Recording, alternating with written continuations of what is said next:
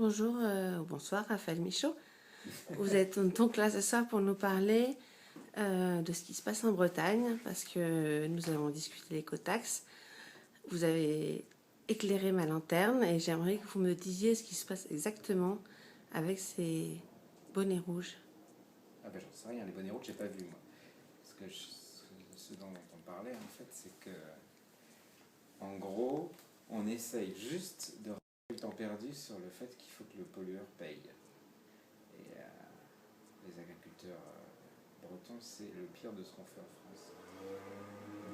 C'est pour ça qu'ils gueulent en fait. C'est parce qu'ils seront les premiers payeurs puisque c'est eux qui polluent le plus à toutes les étapes de ce qu'ils produisent en fait. Donc le porc, vous m'avez dit qu'en Allemagne, maintenant c'était rentable, notamment parce qu'ils utilisaient le méthane qu'ils chiaient pour le recycler. Ben, en fait, ce qui fait que les Allemands sont devenus compétitifs sur l'élevage avec la France, c'est uniquement parce qu'eux, ils recyclent. Et ils s'y sont mis sur le tard en se rendant compte que le méthane rapportait plus que la viande. Donc c'est comme ça qu'ils peuvent pratiquer le prix qu'ils veulent de toute façon, puisque comme ils gagnent de leur fric sur les gaz, et en plus ça permet de ne pas polluer, donc ils gagnent tout, ils ont moins de taxes européennes, même des avantages, je pense qu'on a des avantages fiscaux européens, ou des budgets exprès pour pouvoir construire des usines.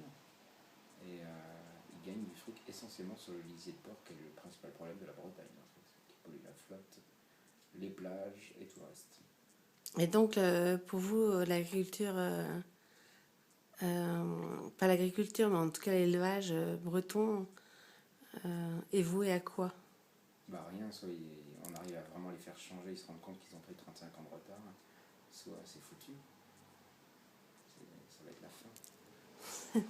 C'est la fin donc, de l'agriculture, sauf si on les subventionne, c'est Oui, ça? mais c'est ce qu'on fait depuis 40 ans, donc c'est maintenant que c'est la fin. S'ils ne veulent pas changer de méthode, mais c'est vrai de la FNSE en général, si on ne change pas de méthode, on est super subventionné. Il y a entre 100% et 80% de ce qu'on paye un agriculteur qui est de la subvention. Donc c'est n'importe quoi. L'Europe ne devrait plus produire quoi que ce soit d'agricole depuis très longtemps. En fait.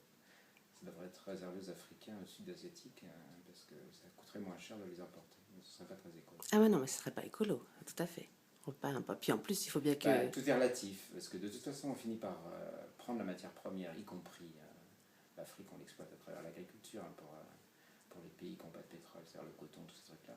On a toujours pris la matière première, on leur a fait produire la matière première de façon intensive pour notre propre conso, mais on leur refile toujours les trucs manufacturés. Donc de toute façon, tout ce qu'ils ont, c'est quand même des trucs qu'ils ont produits sur place, qu'ils nous ont refilés, qu'on leur a revendu beaucoup plus cher une fois que c'était fini. Donc en conclusion, on peut dire que les Bretons, s'ils veulent survivre, avec leur production, voilà, c'est ça, avec leur production, c'est changer de mentalité et dire qu'il faut aller encore plus loin que l'écotaxe. Ah bah, Et l'écotaxe, que... c'est juste une étape en retard de ce que veulent les écolos depuis 1976, en gros, depuis qu'ils sont à partir. Merci Raphaël pour votre intervention. À bientôt.